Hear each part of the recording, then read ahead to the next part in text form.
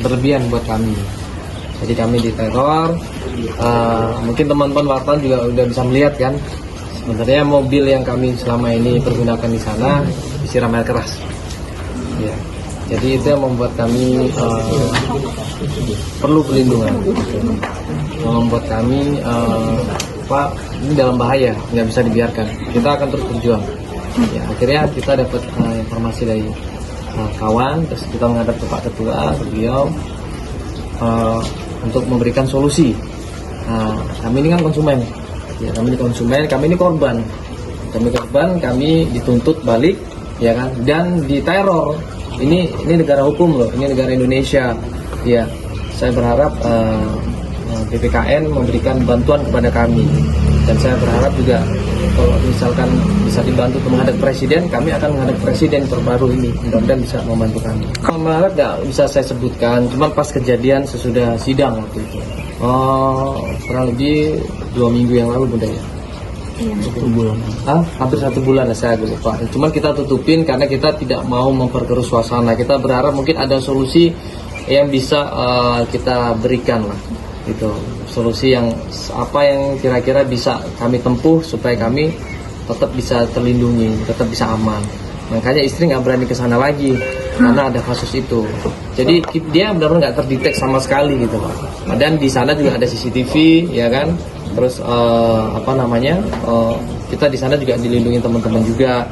Tapi kenapa bisa sampai lepas begitu? Mobil kami menjadi korban. Itu kan salah satu kan bahayanya takutnya kalau nanti pas lagi manusianya jadi korban. Ya. Nah, kita minta perlindungan BPKN RI. Terkait mobil sendiri itu berarti terindikasi dari pihak sana memang yang benar, itu seperti apa Mas? Saya nggak tahu. Saya di sana nggak pernah musuh, ya kan Pak. Kita nggak pernah punya nggak pernah ribut sama orang lain. Kita datang ke Pontianak itu cuma masalah kasus hotel ini, ya kan. Jadi ya saya tidak tahu siapa yang melakukan itu, tapi mungkin ada kemungkinan ya masyarakat bisa menilai. Masyarakat bisa menilai, ya kan, siapa yang melakukan ini.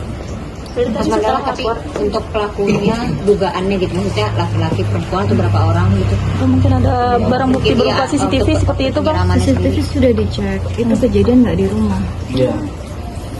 Jadi kejadiannya di luar di saat kami menggunakan mobil itu.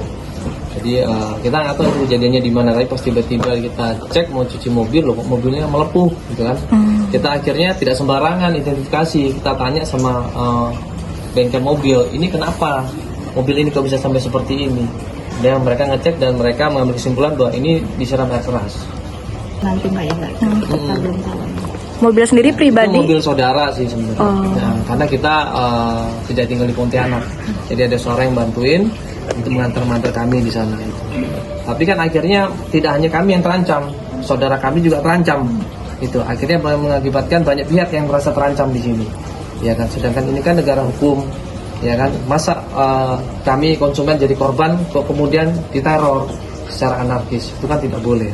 Kan kita minta perlindungan salah satunya ke BPKN, mungkin bisa memfasilitasi kami, lindungi kami, ya kan, yang mudah-mudahan masalah ini bisa diselesaikan. Jadi pertama kita hari ini menerima pengaduan dari Mas Mandala dan istri. Pertama, salah satu tugas BPKN itu kan adalah menerima pengaduan dari konsumen, pelaku usaha, dan LPKSN. Nah, ini hari ini kita sudah terima dan langsung melakukan verifikasi kepada konsumen langsung, dalam hal ini Mandala dan istri. Yang kedua, catatan kami adalah terkait dengan tindakan-tindakan di luar kelaziman itu, kami beranggapan bahwa itu di luar tanggung jawab dan kewenangan kami. Tetapi sesuai dengan kewenangan yang kami miliki, yaitu mengeluarkan rekomendasi, nantinya kami mendorong juga kepada kuasa hukum untuk melaporkan kejadian ini ke Lembaga Perlindungan Saksi dan Korban atau LPSK. Itu kan yang bisa melindungi Mas Mandala selaku konsumen yang diduga mengalami hal-hal terkait tersebut di atas.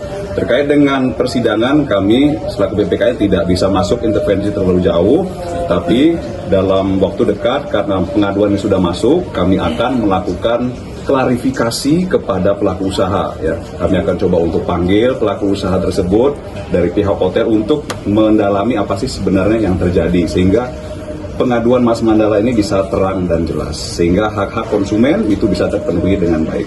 Demikian. Nah, mungkin ada sanksi-sanksi apa sih, misalnya terbukti benar mereka menelantarkan dan seperti itu? Kalau sanksi, karena ini sudah masuk ke ranah hukum, Mas, sudah masuk pengadilan, itu kita serahkan kepada pengadilan. Tapi kalau dalam Undang-Undang Perlindungan Konsumen itu sudah ada sanksi yang tertera di situ. Itu dari isi sendiri apa difasilitasi sama BKPM atau seperti? Kita masih melihat, Mbak ya, kita pelajari dulu dan kita panggil, karena ada beberapa pelaku usaha, tentu harapannya kan ketika kita klarifikasi mereka mau datang ke sini ya. Nah itu harapannya ketika nanti kita panggil, kita surati, itu bisa datang dan kita akan coba untuk melakukan pertemuan para pihak antara Mas Mandala dan pelaku usaha. Ya pelindungan kenyamanan kami sebagai warga Indonesia, dan juga kami ini korban. Tidak hanya kami loh korbannya, banyak korban lainnya, dan mereka semua ketakutan. Korban yang lain ketakutan. Ini kan heran, aneh. Ini negara hukum, negara yang besar, dan banyak orang baik di sini, tapi kenapa korban ketakutan? Ya, dan mereka meminta kami mewakilin. Ya, awalnya kami emang berusaha untuk berjuang, tapi semakin kesini kok semakin teror, semakin menjadi ya. Bahkan kami diserang dengan buser-buser mereka, gitu kan, secara intensif, dan intimidasi juga ada di sosmed kami yang kami lihat, wah ini saya nggak bisa ditolerin nih, gitu. Jadi kami harus minta perlindungan hukum. Itu kami akan berusaha, tapi tidak akan di daerah. Kami minta perlindungan ke pusat, karena saya yakin di pusat masih banyak orang-orang baik. Penyerangan kayak kemarin itu baru serangan keras itu. Ya. Tapi kalau intimidasi, tekanan itu udah sering. Udah sering. Lewat telepon ya? Untuk intimidasinya mungkin berupa seperti apa sih, Kak? Di sosmed banyak sekali ancaman-ancaman yang mungkin dengan membuat istri saya down, membuat kami ketakutan, membuat kami akhirnya berpikir untuk mengalah, mundur. Tujuannya untuk mempressing kita supaya kita takut, supaya kita tidak melanjutkan perkara ini. Ada juga lewat pejabat, tapi yang nggak bisa sebutkan di sini. Tapi tadi sudah aku laporkan ke Bapak di BPKN. Sudah minta perlindungan ke LPSK apa LPSK? Belum. Ini rencana sih, insya Allah akan nanti direkomendasikan sampai BPKN untuk laporan ke sana.